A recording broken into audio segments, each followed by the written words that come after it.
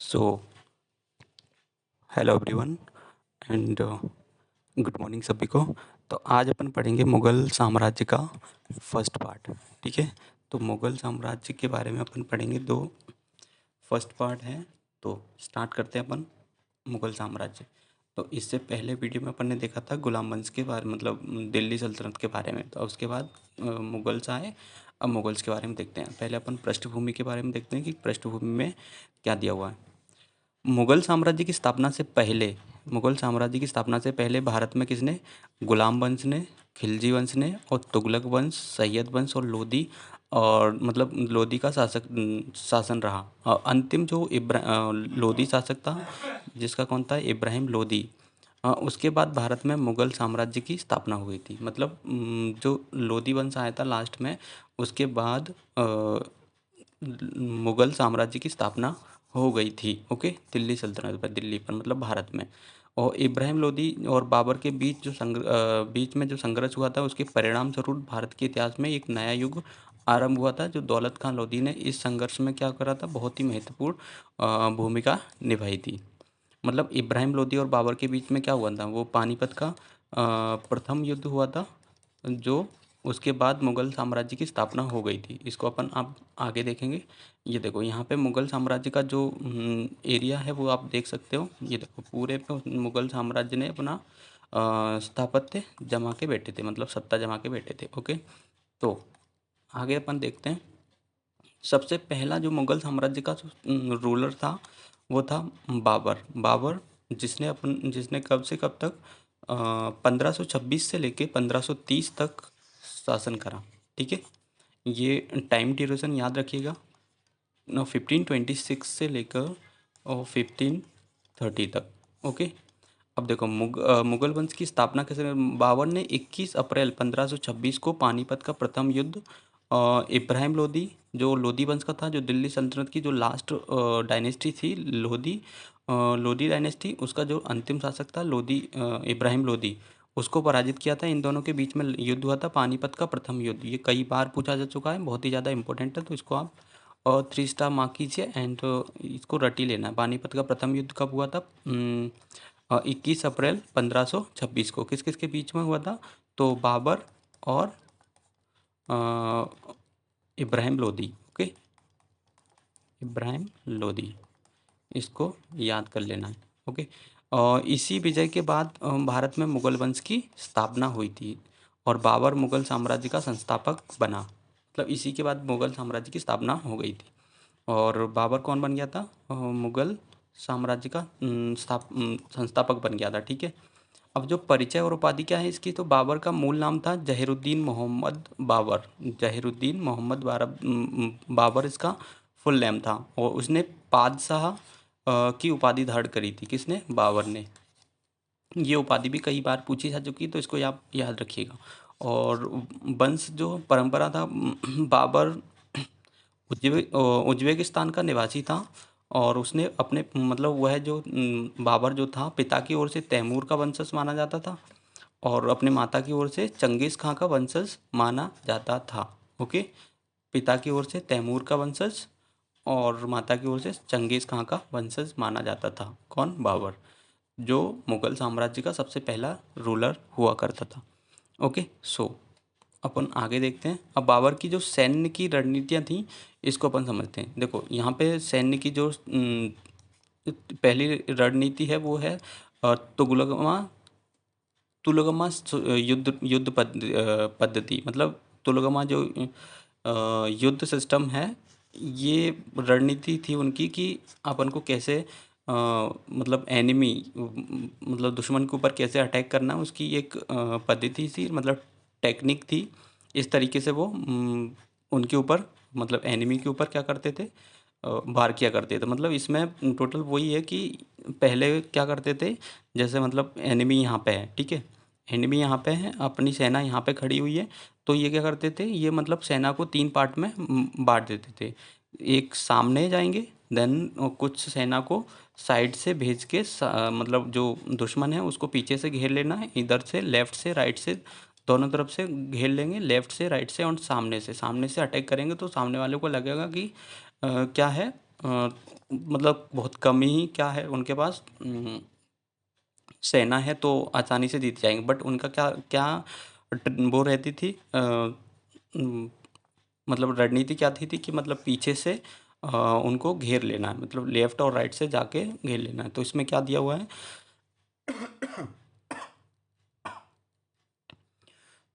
तुलुगमा पद्धति के नाम से जाना जाता था। इस पद्धति में सेना के मध्य भाग और दो पंखों में विभाजित किया जाता था। मध्य भाग शत्रु को सामना करता था, जबकि दाएं और बाएं पंख घुमावदार गति से शत्रु का आक्रमण करते थे। मतलब पीछे से आके घेरा डाल लिया करते थे इस तरीके से। और जो फ्रंट वाले थे, मध्य वाले थे, बीच वाले, वो इनका सामना किया करते थे। और इसी रणनीति रणनीति ने बाबर को कई युद्धों में सफलता दिलाई थी। ठीक है, इस रणनीति ने क्या करा था, बाबर को कई युद्धों में सफलता दिलाई थी। अब बाबर का जो प्रारंभिक जीवन था उसके बारे में देखते हैं। बाबर मतलब फरगना का शासक बना, 12 वर्ष का था जब ये 1494 ईस्वी में फरगना का शासक बन गया था।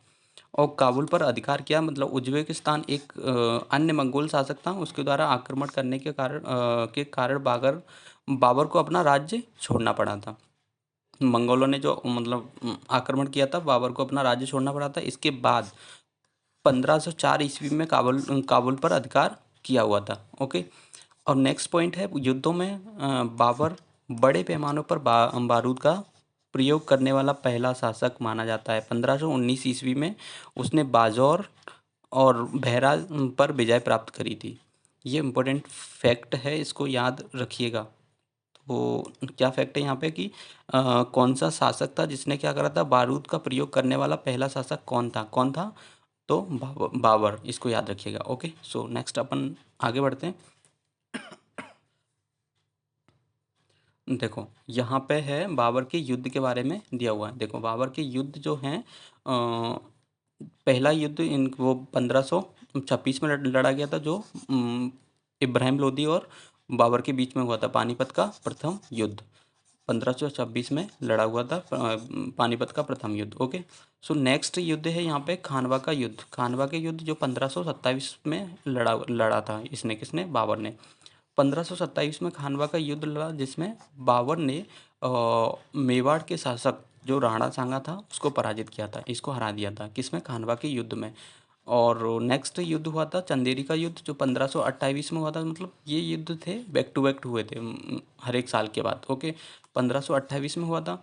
1528 में चंदेरी का युद्ध, जिसने बाबर ने चंदेरी के शासक महेंद्री राय को पराजित किया था। ओके। सो नेक्स्ट यहाँ पे नेक्स्ट हुआ था घाघरा का युद्ध, जो 1529 में हुआ था। 1529 में। और 1529 में घाघरा का युद्ध हुआ, जिसमें बाबर ने क्या करा था, अफगानों जो महमूद लोदी को क्या करा था, पराजित कर दिया था। ओके। मतलब ये जो युद्ध उसने लड़े बैक टू बैक, पर वो हर एक युद्ध में उसकी विजय विजय हुई थी। अब इनको अपन एक ट्रिक के थ्रू याद भी कर सकते हैं। बाकी हाँ, हालांकि डायरेक्टली याद करो तो ज़्यादा बेटर है, एक ट्रिक के थ्रू भी याद कर सकते हैं। जैसे बाबर ने क्या करा, बाबर मतलब गया, पहले उसने पानी पिया, फिर उसने खाना खाया एंड चंदा लेके घर को गया। इस तरीके से अपन याद कर सकते हैं। बाबर ने पानी पिया, खाना खाया और चंदा लेके घर को गया। ठीक है, ये ट्रिक से अपन याद रख सकते हैं। जैसे पानी, सबसे पहले पानी पिया, मतलब 1526 में क्या करा था, पानीपत का प्रथम युद्ध लड़ा था। और खानवा का युद्ध लड़ा था 1527 में। ओके। एंड उसके बाद चंदा से क्या, चंदेरी का युद्ध लड़ा था 1528 में। ओके। नेक्स्ट घर से क्या है, घाघरा का युद्ध, जो 1529 में लड़ा था। तो इस ट्रिक से भी आप याद कर सकते हो, तो ज़्यादा आसानी होगी आपको। ठीक है। सो नेक्स्ट अपन आगे देखते हैं। इसकी जो मृत्यु हुई थी वो कब हो गई थी, 1530 में बाबर की मृत्यु हो गई थी। ओके, इसको याद रखिएगा, इम्पोर्टेंट फैक्ट है। ये देखो 1530 में बाबर की मृत्यु हो गई थी, आगरा में हुई थी। कहाँ पे? आगरा में हुई थी। प्रारंभ में मतलब सबसे पहले इसकी जो कब्र थी वो आगरा में ही स्थित थी, लेकिन प्रेजेंट में कहाँ पे है, काबुल में बनी हुई है, काबुल में स्थित है। ओके, बाबर की जो आत्मकथा है ये बहुत one of the most important है, कई बार एसएससी के एग्ज़ाम में पूछी जा चुकी हैं। तो सबसे पहले यहाँ पे पहली क्या आत्मकथा है, एक वो है तुझके बाबरी, तुझके बाबरी, ये नाम याद रखिएगा, बाबरी, बाबरी से बाबर को याद रख सकते हैं। ओके, तो बाबर की जो आत्मकथा तुर्क भाषा में लिखी गई थी और जिसे तुजुक ए बाबरी कहा जाता था। ओके, अब इसका जो मतलब ट्रांसलेशन करवाया था फारसी में करवाया था किसने, अब्दुल रहीम खाने खाना में, जिसका नाम पड़ा था बाबर नामा। ओके, और अंग्रेजी में इसका अनुवाद करा था किसने, अंग्रेजी में अनुवाद किया था मैडम बेवरिज। ओके, इसने अंग्रेजी में ट्रांसलेशन किया था किसका, तुजुक ए बाबरी, जो बाबर की क्या थी, आत्मकथा, मतलब ऑटोबायोग्राफी। ओके, इसको याद रखिएगा। ओके, नेक्स्ट नेक्स्ट अपन देखते हैं कि बाबर के द्वारा जितने भी जो वास्तुकला निर्मित किए गए थे, मतलब क्या क्या किले वगैरह बनवाए गए थे, उसको देखते हैं। देखो, बाबर के द्वारा विभिन्न स्थापत्य कृतियां का निर्माण करवाया गया था। इसने क्या करा था, काबुली बाग की मस्जिद, काबुली बाग की मस्जिद जो पानीपत में स्थित है। पानीपत कहाँ पे है प्रेजेंट में, मतलब हरियाणा, हरियाणा में स्थित है पानीपत। जो पानीपत में मतलब काबुली बाग की मस्जिद का निर्माण करवाया था किसने, बाबर ने। ओके, याद रखिएगा। सो नेक्स्ट है यहाँ पे आराम बाग, आराम बाग, आराम बाग में आगरा में स्थित है ये, और यह भी बाबर द्वारा निर्मित एक महत्वपूर्ण उद्यान, उद्यान मतलब गार्डन बनवाया था इसने। ठीक है, कौन सा, आराम बाग। ओके, सो नेक्स्ट, अब देखो बाबर के बाद मुगल दिल्ली पे कौन, बाबर के बाद कौन सा रूलर आया मुगल शासन में, हुमायूं, मतलब ये बाबर का बड़ा बेटा था, जिसने 1530 से लेके पहले 40 तक रूल करा। देन उसके बाद फिर से इसने 1555 से लेके 1556 के बीच में शासन करा था। ठीक है, उस ये जो बीच का जो टाइम पीरियड है, उस टाइम पीरियड में शेरशाह सूरी बीच में आ गया था, उसने शासन करा था दिल्ली पर। ठीक है, तो इसको अपन देखेंगे। तो सबसे पहले अपन देखते हैं इसकी जो समय अवधि का और प्रारंभिक शासन था उसके बारे में देखते हैं।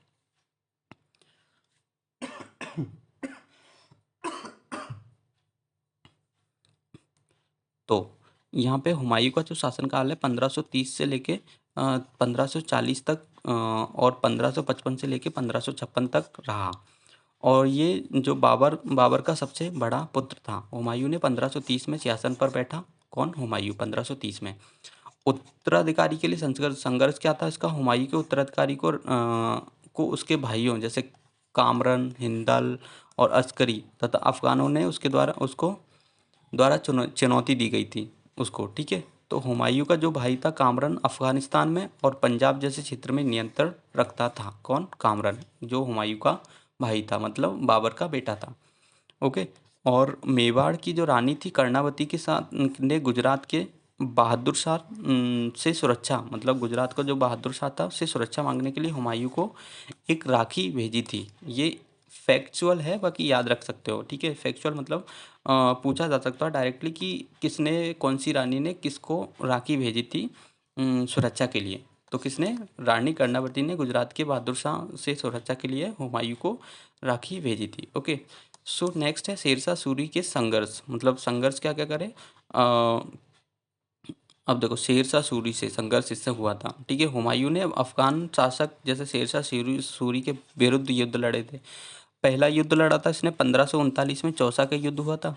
और दूसरा युद्ध हुआ था 1540 में, जो कन्नौज और बिलग्राम का युद्ध हुआ था, जिसमें हुमायूं शेरशाह सूरी के द्वारा पूर्णतः पराजित हो गया था, ये हार चुका था। इसके वजह से ये 1540 में क्या हो गया था, मतलब इस शासन से हट गया था, वो ईरान में जाके उसने शरण ले ली थी किसी राजा की। तो इसके वजह से ये यहाँ पे ये जो टाइम पीरियड है यहाँ पे गैप दिखाई देता है इसके शासनकाल में। तो अब अपन देखते हैं, और हुमायूं के द्वारा निर्वासित एवं पुनः सत्ता की प्राप्ति।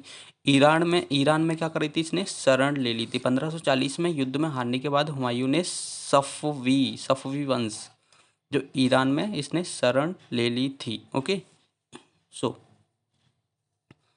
और पुनः मुगल साम्राज्य की स्थापना करी थी। शेरशाह की मृत्यु के बाद, शेरशाह सूरी की मृत्यु के बाद हुमायूं ने 1555 में अपना पुनः साम्राज्य को पुनः प्राप्त कर लिया था। और इसकी जो मृत्यु विरासत मृत्यु कब हुई थी 1556 में इसकी मृत्यु हो गई थी, जो अपनी पुस्तकालय की सीढ़ियों से गिरने के बाद। इस फैक्ट को भी याद रखिएगा कि कौन से शासक की, जो मुगल शासक था, उसकी मृत्यु सीढ़ियों से गिरने के बाद हुई थी। ओके, क्योंकि आजकल क्या होते हैं स्टेटमेंट वाइज क्वेश्चन आते हैं, तो स्टेटमेंट में ये क्वेश्चन ऐसे कर इस तरीके से पूछ लेते हैं, तो इसको स्पेशली याद रखिएगा। ओके, सो जो शहर था दिल्ली में अपने राजधानी के रूप में दीन पनाह का निर्माण करवाया था इसने। जीवनी इसकी क्या है, आत्मकथा हुमायूं नामा। उसकी बहन जो थी गुलबदन बेगम के द्वारा लिखी गई थी हुमायूं नामा। ओके, सो अब अपन देखते हैं हुमायूं का मकबरा जो दिल्ली में स्थित है, हुमायूं का मकबरा। ओके, और निर्माता कौन, विधवा विधवा बेगा बेगम, मतलब इसकी जो बेगम थी बेगा बेगम, जो हाजी बेगम के नाम से जानी जाती थी, इसने निर्माण करवाया था इसका। और वास्तुकार कौन था, वास्तुकार मीरक मिर्जा गियास, मीरक मिर्जा गियास। ओके, और स्थापत्य महत्व का हुमायूं का मकबरा भारत में चार बाग स्थापत्य शैली मतलब चार हिस्सों में विभाजित बगीचा बगीचा था में बना पहला निर्माण था। ये चार बाग शैली से बना हुआ पहला निर्माण था। ये कौन सा, हुमायूं टॉम्ब जो दिल्ली में स्थित है। ठीक है, और ये जो ये इम्पोर्टेंट फैक्ट है कि मुगलों ने चार बाग शैली भारत में पेश करी थी। मुगलों ने चार बाग शैली को भारत में सबसे पहले पेश किया था। ओके, सो अब यहाँ पे अपन देखते हैं जो 1540 से 1545 के बीच में हुमायूं के शासनकाल के बीच में ये आया था कहाँ पे, मुगल शासक पे, शेरशाह सूरी, शेरशाह सूरी। सो इसने क्या करा था, इसके बीच में आ गया था 1540 से 1545 तक इसने शासन करा था मुगल शासन पर। ओके, इसका जो परिचय प्रारंभिक जीवन क्या था, शेरशाह सूरी का मूल नाम था फरीद खान, फरीद खान, और वह हसन खान का पुत्र था। मतलब हसन खान का पुत्र था जो सासाराम बिहार जागीरदार थे, सासाराम बिहार के जागीरदार थे। और जागीर मतलब इब्राहिम लोदी ने पिता की जागीर को फरीद खान को सौंप दी थी। मतलब इब्राहिम लोदी ने उसके पिता की जागीर को फरीद खां को सौंप दी थी। फरीद खान कौन था, शेरशाह सूरी, शेरशाह सूरी। ओके, सो अब अपन देखते हैं हुमायूं के साथ इसके क्या क्या संघर्ष रहे, मतलब इसने क्या क्या युद्ध लड़े। ये अपन ने देखा कि चौसा के युद्ध लड़ा था 1539 में, जो शेरशाह सूरी ने चौसा के युद्ध में हुमायूं को पराजित किया था। मतलब हुमायूं उसमें हार गया था चौसा के युद्ध में 1539 में। एक युद्ध ये इसमें हार गया कौन, हुमायूं। और इसमें विजय के बाद शेरशाह की उपाधि किसने धारण करी थी, किसने, फरीद खान ने, शेरशाह सूरी उपाधि धारण कर ली। ओके, और नेक्स्ट युद्ध लड़ा कन्नौज का युद्ध, जिसे अपन बिलग्राम का युद्ध के नाम से भी जानते, जो 1540 में हुआ था।